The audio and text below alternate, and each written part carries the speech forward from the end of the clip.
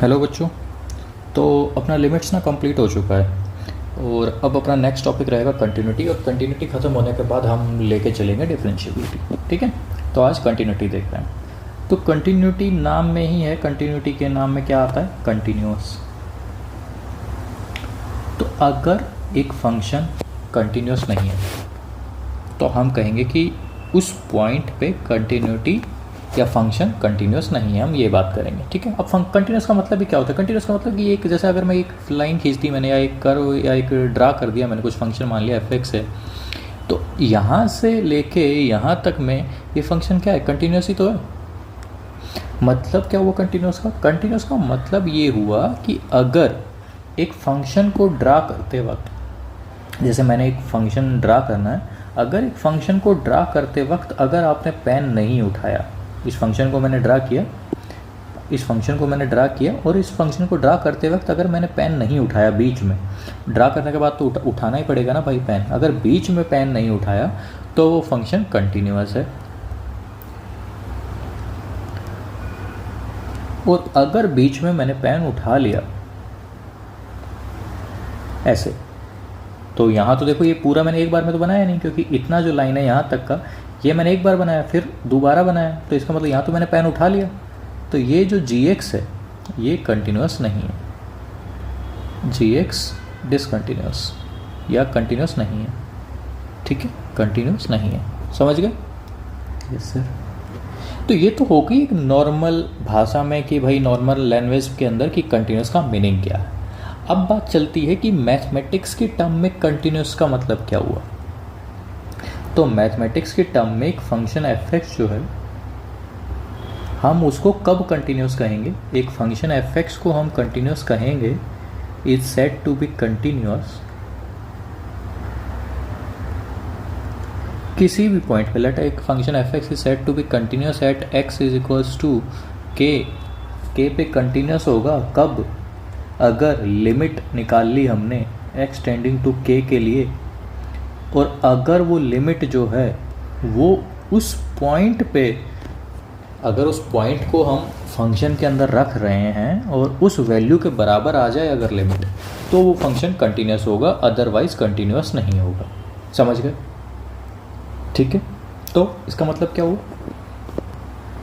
या इसी चीज़ को हम ऐसे भी लिख सकते हैं, क्योंकि लिमिट का मतलब क्या होता है कि k माइनस और k प्लस पे वैल्यू क्या आ जाए? बराबर आ जाए। लिमिट का मतलब यही तो होता है। तो इसी को हम ऐसे भी लिख सकते हैं कि limit of x tending to k minus, limit of x tending to k minus of f(x) is equals to fk, और is equals to limit of x tending to k plus of f(x), ये इसके बराबर आ जाए, तो भी function continuous हो जाएगा।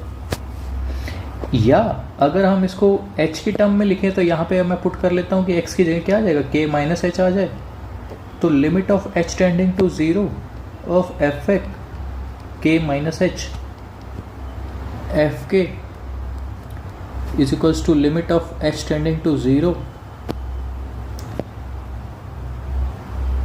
यहाँ पे 0 प्लस है, ठीक है, हम हर जगह 0 प्लस भी लिख सकते हैं, f of k plus h। ठीक है, तो फंक्शन कंटिन्यूअस हो जाएगा अपना। तो फंक्शन कंटिन्यूअस होगा कब कब? या तो ये हो, और इसी को हम ऐसे लिख सकते हैं, और इसी को हम ऐसे लिख सकते हैं। ठीक है, तो ये एक ही कंडीशन है, अलग अलग कंडीशंस नहीं है, बस उसको थोड़ा और ड्राइव करके हमने लिख दिया। समझ गए? अब बात देखते हैं कि भाई, और अगर आम भाषा में अगर कोई पूछे कि कंटिन्यूअस का मतलब क्या है, तो अगर हम किसी भी फंक्शन को बिना पेन उठाए अगर ड्रा कर पा रहे हैं तो वो फंक्शन कंटिन्यूअस है उस इंटरवल के अंदर जहाँ तक हमने पेन नहीं उठाया है, और अगर हमने उठा लिया पेन तो वो कंटिन्यूअस नहीं है। ठीक है, या डिसकंटिन्यूअस बोल सकते हैं उसे। ठीक है भाई, अब मैं आपको 4 ग्राफ बना के दिखाता हूँ। ठीक है, ग्राफ्स लेते हैं कुछ, और उन ग्राफ में हम देखेंगे कि कौन सा फंक्शन कंटिन्यूअस है, कौन सा फंक्शन कंटिन्यूअस नहीं है, कैसे, ऊपर वाली जो कंडीशंस हमने ली उनके बेसिस पे। तो कुछ ग्राफ्स देख लेते हैं। ग्राफ्स लिए,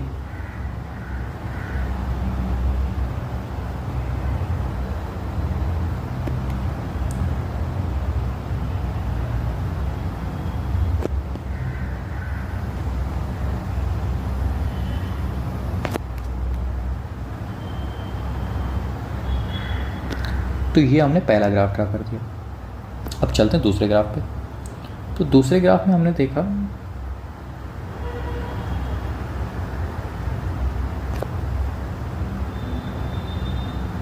ये कर दिया, ठीक है। अब देखो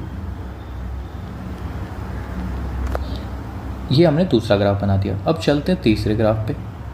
तो अब फिर हम जब 4 ग्राफ मैं बना रहा हूँ और इन चारों ग्राफ बनाने के बाद हम ये चीज़ देखेंगे कि कौन सा फंक्शन कंटिन्यूस है, कौन सा फंक्शन कंटिन्यूस नहीं है, क्या हम ये प्रेडिक्ट कर पा रहे हैं।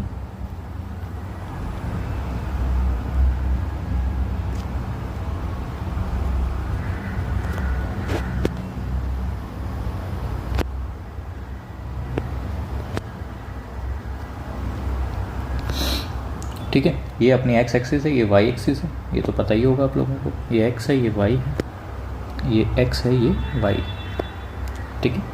एक ग्राफ और ड्रा कर लेता हूँ।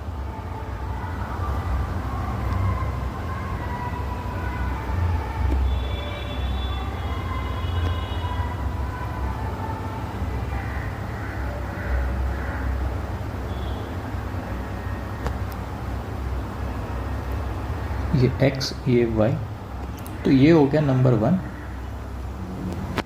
ये हो गया नंबर 2, ये हो गया नंबर 3 और ये हो गया नंबर 4, ठीक है। अब चलते हैं इनका रिजल्ट क्या कहता है। देखो, तो सबसे पहले तो हम चलते हैं नंबर 1 पे। तो नंबर 1 है, ये हमने ग्राफ ड्रा किया, ठीक है। ये ग्राफ ड्रा किया, सबसे पहले हम यहाँ तक गए k तक, और k पे यहाँ पे हमने इसको डार्क शेड किया है। इसका मतलब k पे वैल्यू इसकी यहाँ है, ये वाला हिस्सा है। और फिर हमने ऊपर गए उठ के, फिर हमने गोला मारा। इसका मतलब यहाँ पे k डिफाइन नहीं है, k क्योंकि नीचे डिफाइन हो चुका है, तो k पे 2 वैल्यू तो आ नहीं सकती। यहाँ भी आ गया, यहाँ भी आ गया, तो पॉसिबल है नहीं। तो इसलिए ऊपर वाला हमने गोला बनाया, इसका मतलब वो ओपन इंटरवल है। फिर उसके बाद हमने फिर ड्रा किया। तो इसमें तो हमने पेन उठाया ना भाई, कि एक बार नीचे था, फिर बीच में खाली, फिर खाली आया यहाँ पे, फिर उठ के ऊपर गया। तो यहाँ तो हमने पेन उठा लिया। जब पेन उठा लिया है, इसका मतलब ये फंक्शन तो कैसा हो गया, डिसकंटिन्यूअस हो गया, करेक्ट है। अब इसी चीज को हम कैसे लिख सकते हैं, देखो मैं आप लोगों को समझाने के लिए कह देता हूँ कि ये जो वैल्यू है, वैसे इसकी ज़रूरत नहीं पड़ेगी, लेकिन चलो लिख देता हूँ मैं कि ये मैंने मान लिया, चलो b मान लिया, और ये वाली जो वैल्यू मान ली ये मैंने a मान ली, ठीक है। ऐसे ही यहाँ पे ये a हो गया और ये अपना b हो गया। ऐसे ही यहाँ पे तो एक ही है, a ही है, क्योंकि कोई दूसरा पॉइंट नहीं है। यहाँ पे ये a मान लिया, ठीक है। अब नंबर 1 की अगर मैं बात करूँ, ग्राफ 1 में आप ये देखो कि हम कंटिन्यूस और डिसकंटिन्यूस कब कहते हैं। एक तरीका तो है कि ग्राफ हम डायरेक्ट चेक कर ले कि भाई, लेकिन अगर मान लो अपने को ये फंक्शन दिया ही नहीं होता, ग्राफ बना ही नहीं होता, तो कैसे प्रेडिक्ट करते। तो हमारे पास यही फॉर्मूला है कि भाई लिमिट चेक करो कि उसकी लिमिट जो है और वो पॉइंट पे जो वैल्यू आ रही है वो सेम आ रही है कि नहीं आ रही। तो लिमिट चेक करते हैं हम उस केस के लिए। तो पहले के लिए लिमिट चेक करते हैं कि लिमिट निकाली हमने x टेंडिंग टू k के लिए। तो सबसे पहले तो हम ये करते हैं कि limit of x tending to k minus पे चेक करते हैं, ठीक कह रहे। तो k माइनस पे हमने चेक किया, तो k माइनस, k से हल्का सा नीचे गए, तो हल्का सा नीचे गए तो इतनी ही वैल्यू रहेगी, तो a वैल्यू आ गई, ठीक कह रहे हो। फिर हम गए limit of x tending to k plus पे। k प्लस मतलब k से हल्का सा आगे। जब k से हम हल्का सा आगे जा रहे हैं तो इधर तो फंक्शन ही नहीं है, फंक्शन तो ऊपर चला गया, तो हल्के से आगे पे फंक्शन यहाँ चला गया है। तो इसका मतलब ये वाली वैल्यू कितनी है, b है ये वैल्यू, ठीक कह रहे हो। तो limit of x tending to k minus of fx और limit of x tending to k plus of fx b आ गया। अब आता है फंक्शन के अंदर कि fk भी निकालना, ये तो लिमिट निकाली हमने। अब fk की एग्जैक्ट वैल्यू पे फंक्शन कितना है, अब लिमिट की बात नहीं करनी, एग्जैक्ट वैल्यू की। तो k ये है, तो यहाँ पे ये डिफाइंड है क्योंकि यहाँ पे डार्क शेडेड है, तो इसका मतलब ये डिफाइन तो है k पे, और k पे वैल्यू कितनी है, a है, तो ये हो गया a। तो अब ये चेक करो कि क्या तीनों सेम आ रहे हैं। नहीं भाई, यहाँ तो लिमिट ही एग्जिस्ट नहीं करेगी, क्योंकि लिमिट ही सेम नहीं है, a और b बराबर नहीं है। तो जब लिमिट ही एग्जिस्ट नहीं कर रही, limit of x tending to k ही एग्जिस्ट नॉट एग्जिस्ट, तो इसका मतलब आगे तो चलना ही नहीं है, फिर आगे की तो बात ही नहीं पहुँचेगी जब लिमिट ही एग्जिस्ट नहीं कर रही। तो सो डिसकंटिन्यूस। जब लिमिट एग्जिस्ट नहीं करेगी तो डायरेक्ट लिख देना है कि डिसकंटिन्यूस है। हाँ, अगर लिमिट एग्जिस्ट करेगी तो आगे फिर चेक करना पड़ेगा। तो ये तो हो गया अपना पहले वाले का। ऐसे ही अब चेक करते हैं हम दूसरे ग्राफ का रिजल्ट कि दूसरा ग्राफ क्या कह रहा है। तो दूसरा ग्राफ जो है अपना वो है ये। यहाँ देखो अब लिमिट की बात करते हैं। तो सबसे पहले limit of x tending to k minus of f x, k से हल्का सा कम और उस पर एफ एक्स। के ये है, इससे हल्का सा कम मतलब नीचे की तरफ आए, नीचे की तरफ तो फंक्शन अपना ये वाला हिस्सा है और ये वाला हिस्सा के माइनस, तो के माइनस मतलब हल्का सा नीचे, तो हल्का सा नीचे तो के ही रहा फिर। ठीक है, तो चलो ए लिख दो उसकी जगह, क्योंकि लिमिट निकाल रहे हैं। लिमिट निकालने का आपको तरीका तो पता ही होगा। फिर limit of x tending to k plus की बात कर रहे हैं। के प्लस पे देखो, के प्लस, के हल्का सा आगे गए, हल्का सा आगे गए तो फंक्शन ये है और यहाँ पे भी वैल्यू ए ही है। ठीक है यहाँ तक। फिर निकालना है एफ ऑफ के पे, के पे एग्जैक्ट वैल्यू, के पे एग्जैक्ट वैल्यू। यहाँ तो खोखला है भाई, यहाँ तो ओपन है, इसका मतलब ये तो नहीं है। फिर ऊपर डार्क हो रखा है, तो इसका मतलब के पे वैल्यू ये है, तो ये वाली वैल्यू बी है। तो एफ के इस केस में बी है, तो यहाँ लिमिट तो एग्जिस्ट कर रही है। Limit of x tending to k f x तो ए है, लेकिन जो लिमिट है वो बराबर नहीं है। लिमिट जो है वो एग्जैक्ट के की वैल्यू के बराबर नहीं है, तो ये भी फंक्शन डिसकंटिन्यूअस हो गया। अब चलते हैं अपनी जो प्रेडिक्शन थी कि अगर ग्राफ पता होता है तो कैसे चेक करते हो। तो देखो भाई, हमने ये ग्राफ बनाया तो क्या बिना पेन उठाए बनाया होगा? बिना पेन उठाए बनाता तो ये गोला कैसे बनेगा ओपन वाला, और यहाँ ये चढ़ के ऊपर कैसे जाएगा? ठीक है, तो इसका मतलब यहाँ पेन तो उठाया है अपन ने, तभी तो यहाँ तक पहुँचे हैं। बिल्कुल सर, तो ये फंक्शन हम वैसे भी कह सकते हैं कि डिसकंटिन्यूअस है। ठीक कह रहे हो सर। चलो आगे चलो थर्ड वाले पे। तो थर्ड वाला कहता है सेम केस उसमें निकालना है, limit of x tending to k minus of f x. देखो के माइनस पे भी ये फंक्शन ए ही रहेगा और के प्लस पे भी, क्योंकि के से आगे जाएंगे तो भी फंक्शन डिफाइन है, तो ए ही है फंक्शन, तो यही बन रहा है पूरा एक ही। तो के माइनस पे भी ए है और के प्लस पे भी ए है, तो ये भी ए आ गया। और limit of x tending to k plus वो भी ए ही आ गया। अब निकालनी है एग्जैक्ट वैल्यू पे, अब वो देख लो। लेकिन ये तो फंक्शन डिफाइन है के पे, और डिफाइन है और इसके पूरा तो फंक्शन ही मैं कह रहा हूँ कि एक साथ ही बना दिया है मैंने बिना पेन उठाए, तो के पे तो वैल्यू यही है, ए ही रहा। ठीक कह रहे। तो इस केस में क्या हो गया कि लिमिट जो है वो डिफाइन भी हो रही है, एग्जिस्ट भी कर रही है और एफ के बराबर भी आ जा रही है। इसका मतलब फंक्शन कैसा हो गया? कंटिन्यूअस हो गया। तो आगे जितने भी क्वेश्चन होंगे हमें जब कंटिन्यूअस चेक करना होगा कि नहीं करना होगा, तो हमें यही तरीका करना है भाई, जो अभी मैं करके दिखा रहा हूँ आप लोगों को। तो ये फंक्शन कैसा हो गया? ये कंटिन्यूअस हो गया और ये फंक्शन डिसकंटिन्यूअस हो गया। समझ गए? Yes sir. चलो फोर्थ पार्ट पे, limit of x tending to k minus of f x. K minus, k से हल्का सा कम, हल्के से कम पे ए ही रहा। फिर के plus of f x, k से हल्के से आगे गए, के से हल्का सा आगे गए तो भी ये ए ही रहा, क्योंकि ये लिमिट की बात हो रही है। तुम एग्जैक्ट वैल्यू पे मत जाना, हम लिमिट लेके चल रहे हैं यहाँ पे। कभी आप ये सोचो कि सर ये ए ही कैसे लिख दे रहे हो, लिमिट सोचो, लिमिट कैसे निकालते थे। ठीक है, फिर एफ के पे आ गए। एफ के पे तो सर ये तो खाली पड़ा है, के पे तो डिफाइन ही नहीं हो रहा। तो कहीं और है क्या के की वैल्यू? इस पॉइंट पे कहीं ऊपर अगर देखें हम तो कहीं कुछ लिखा भी नहीं है, डार्क शेड हो ही नहीं रखा। इसका मतलब एफ के तो डिफाइन ही नहीं है, और जब एफ के डिफाइंड ही नहीं है तो फिर इक्वलिटी की तो बात कैसे ही होगी, क्योंकि लिमिट तो चलो एग्जिस्ट कर रही है लेकिन एफ के तो डिफाइंड ही नहीं हुआ, नॉट डिफाइंड। तो ये भी कैसा हो गया? फंक्शन डिसकंटिन्यूअस हो गया। समझ गए? कोई दिक्कत आप लोगों को यहाँ तक? नहीं सर, सब बढ़िया एकदम टनाटन। चलो अब ये तो हो गया अपना लिमिट की बात कि लिमिट कैसे निकालना है, और ग्राफिकली कैसे चेक करते हैं कि अगर कहीं ब्रेक है या कहीं टूटा हुआ है कुछ हिस्सा तो फंक्शन डिसकंटिन्यूअस हो जाएगा। ठीक है, और अगर कुछ टूटा हुआ नहीं है या अगर हमने पेन नहीं उठाया है तो फंक्शन कंटिन्यूअस है। समझ गए? यस सर, समझ गए, बिल्कुल समझ गए। अब चलो एक क्वेश्चन देख लेते हैं, या उससे पहले हम एक काम करते हैं, अभी हमने, क्योंकि लास्ट लेक्चर में ना हमने क्या किया था, एक सैंडविच थ्योरम पढ़ी थी, तो उसी सैंडविच थ्योरम से रिलेटेड एक क्वेश्चन कर लेते हैं, ठीक है। हल्का सा उसका यूज़ करवा देता हूँ आप लोगों को। तो चलो एक क्वेश्चन देखते हैं।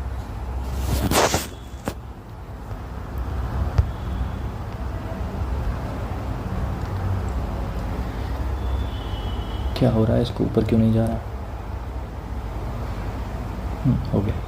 देखो एक क्वेश्चन ले रहे हैं, कि क्वेश्चन है अपने पास, if mod of fx is less than equal to mod of x for all x belongs to R, then prove that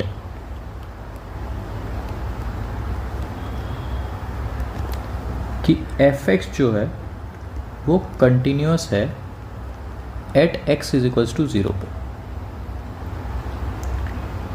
continuous at x is equals to 0, ये चेक करना है, ये क्वेश्चन है अपना, ठीक है। अब सबसे पहली बात, अपने पास गिवन क्या है? गिवन एक कंडीशन है कि मॉडुलस फंक्शन का रिजल्ट दिया हुआ है। हमें पता है कि मॉडुलस फंक्शन जो है वो हमेशा ही पॉजिटिव रहता है, तो मैं इसको ऐसे लिख सकता हूँ कि सर मॉडुलस फंक्शन जो है वो तो 0 से तो बड़ा ही रहेगा हमेशा। बिल्कुल लिख सकते हो, करेक्ट है। यहाँ तक कोई दिक्कत आप लोगों को? नहीं सर। अब देखो, क्योंकि हमें जब कंटिन्यूस निकालना होता है तो हम कंटिन्यूस के लिए क्या कंडीशन होती है कि अपने को limit x tending to 0 of fx, इसका मतलब यही हुआ कि कंटिन्यूस है, इसका मतलब limit of x tending to 0 of fx जो है वो f0 के बराबर आएगा, ठीक कह रहे हैं। अब लिमिट निकालो। लिमिट निकालने के लिए मैं ये कर सकता हूँ भाई कि इस दोनों तरफ, क्योंकि मुझे ये भी पता चल गया है कि ये फंक्शन जो है ये किससे छोटा है किससे बड़ा है, ये जो है बड़ा है 0 से और छोटा है mod x से, ये पता चल गया है मुझे। तो मैं क्या करता हूँ, सैंडविच थ्योरम के अकॉर्डिंग, सैंडविच रूल जो मैंने लास्ट टाइम पढ़ा भी था, सैंडविच थ्योरम और सैंडविच रूल के अकॉर्डिंग मैं अगर दोनों तरफ लिमिट ले लूँ, limit of x tending to 0 of, इधर 0 हो गया, इधर लिमिट ले ली x tending to 0 of mod of fx, और ये हो गया अपना limit of x tending to 0 of mod x हो गया। अब देखो कि ये तो अपना 0 हो गया, और यहाँ से अगर मैंने लिमिट निकाली इसकी, तो limit of x tending to 0 of mod of fx, और जब x टेंडिंग टू 0 है तो mod x भी 0 को ही टेंड करेगा। तो इसका मतलब मुझे ये पता चल गया कि limit of x tending to 0 mod of fx जो है वो 0 के बराबर आ गया।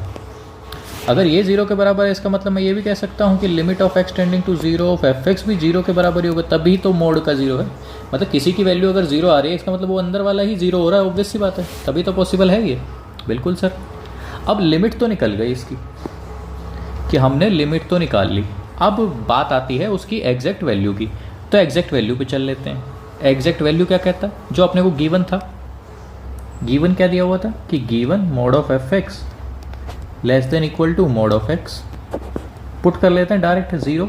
जैसे ही हमने 0 पुट किया तो f0 जो है वो लेस देन इक्वल टू 0 आ गया।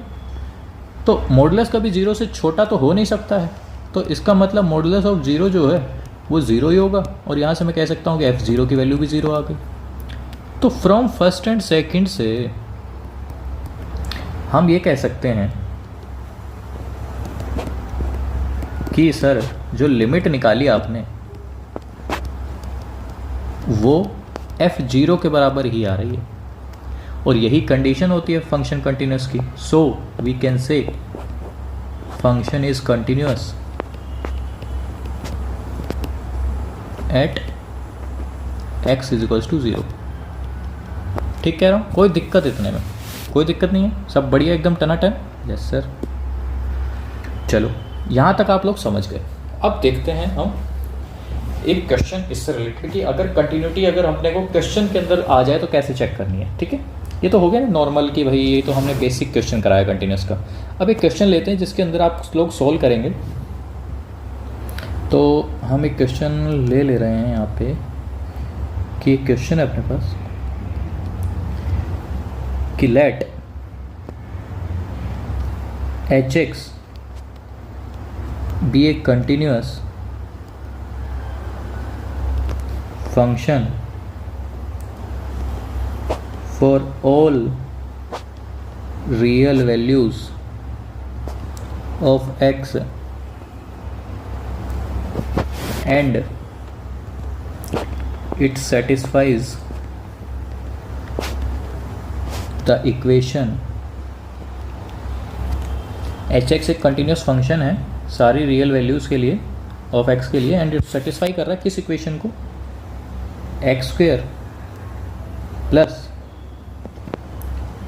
H x minus two x plus two root three minus three minus root three of h x is equals to zero for all x belongs to R. Then find करो, क्या find करना है, find the value of h of root three. ठीक है, ये अपने को find करना है। तो सबसे पहली चीज़ तो इस क्वेश्चन के अंदर आप लोग ये देखो ध्यान से कि अपने को दिया हुआ है कि एच एक्स जो है वो कंटिन्यूस फंक्शन है। ठीक है सर, एच एक्स अगर कंटिन्यूस फंक्शन है और अपने को जो वैल्यू निकालनी है वो रूट थ्री की निकालनी है। ठीक है, अगर कोई फंक्शन कंटिन्यूस होता है तो सर हमारी पहली कंडीशन होती है कि सर लिमिट जो है x tending to a, sir limit किसी की भी x tending to a of, अगर क्योंकि यहाँ पे एच एक्स है अपने पास, जो लिमिट होती है वो एच ऑफ ए के बराबर आ जाती है कंटिन्यूस के अकॉर्डिंग। ठीक कह रहे हो, बिल्कुल। और यहाँ पे अपने को निकालना क्या है, एच ऑफ रूट थ्री।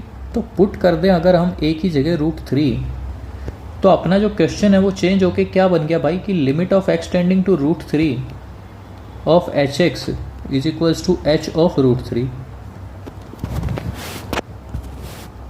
ठीक है सर, तो अब एच एक्स निकालो। अपने पास गिवन इक्वेशन क्या है, गिवन इक्वेशन है sir x square plus h x minus two, ये ब्रैकेट है अपनी, x plus two root three minus three minus root three h x is equals to zero. ठीक है, यहाँ पे हम एक काम करते हैं कि जो एच एक्स वाला हिस्सा है उसको एक साथ लिख लेते हैं। तो एक्स स्क्वेयर माइनस का टू एक्स,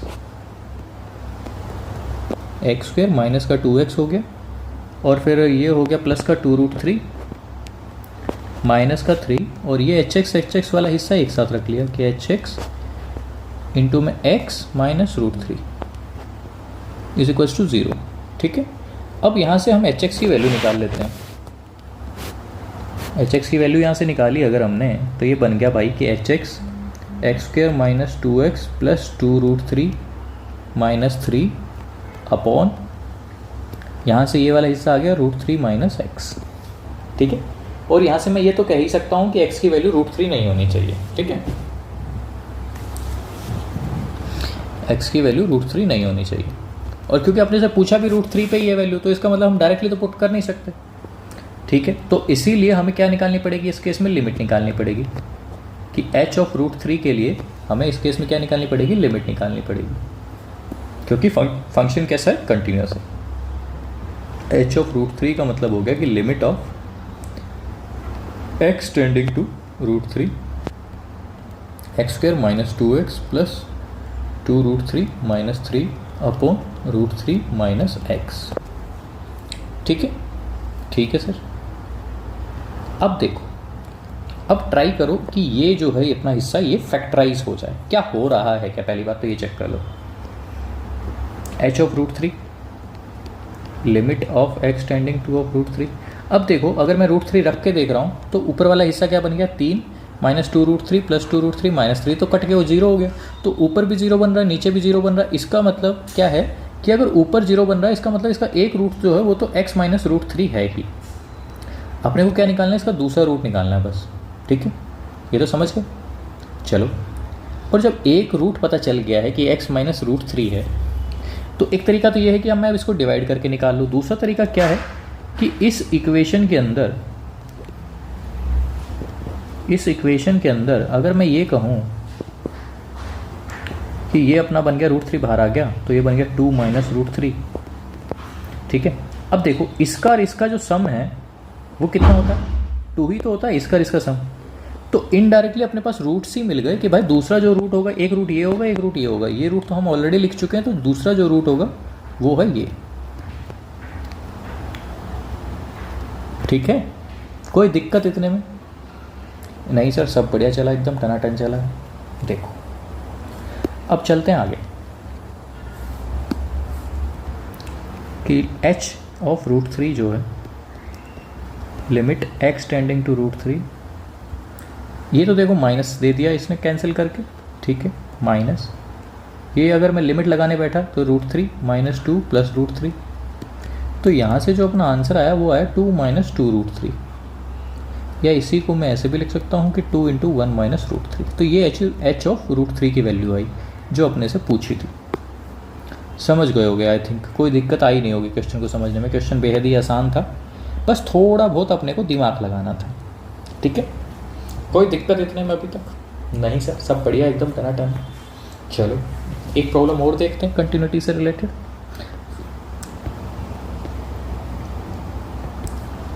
चलो नेक्स्ट क्वेश्चन देखते हैं। तो नेक्स्ट क्वेश्चन हम देखते हैं, थोड़ा सा लेवल बढ़ाते हैं अब अपना, क्योंकि बहुत हो गया है, थोड़ा सा कम पे ही चल रहे हैं। अब थोड़ा सा लेवल बढ़ा के क्वेश्चन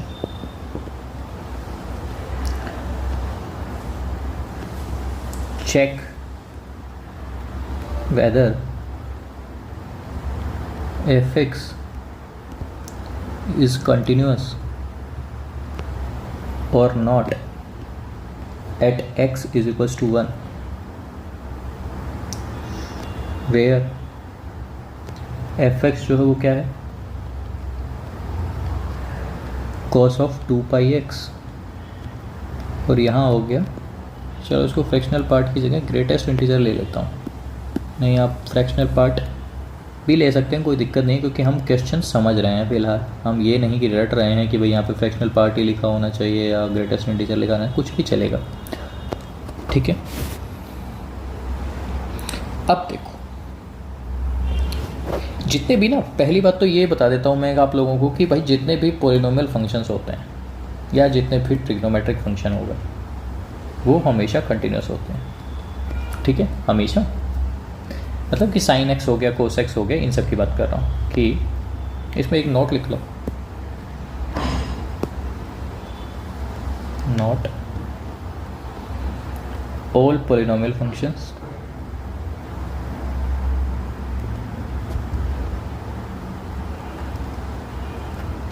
और अलजेब्रिक एक्सप्रेशन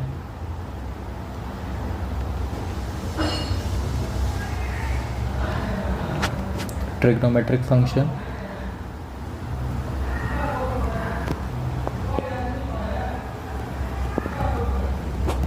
एक्सपोनेंशियल फंक्शन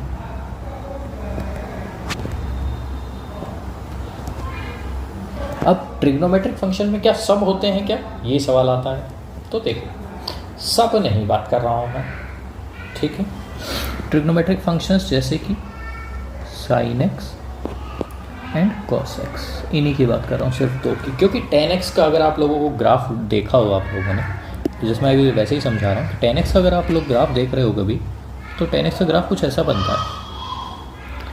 ठीक है, tan x का ग्राफ कुछ ऐसा बनता है। तो मैं कहूँगा कि इस वाले पॉइंट पे और इस वाले पॉइंट पे जो फंक्शन है tan x वो क्या है, कंटिन्यूस नहीं है, ऑब्वियस सी बात है। तो फिर हम ये बात ही नहीं कह सकते। लेकिन sin x का जब हम ग्राफ ड्रा करते हैं तो sin x का ग्राफ कैसा बनता है, sin x का ग्राफ तो सर ऐसे मस्ती में बनता रहता है, इतना भी बेकार नहीं बनता सर, ऐसे बनता है। यस सर, तो वो जो है वो हमेशा क्या होता है, कंटिन्यूस होता है। तो कंटिन्यूस फंक्शन में कौन कौन, sin x और cos x जो हैं ये सब, और ऑलवेज कंटिन्यूस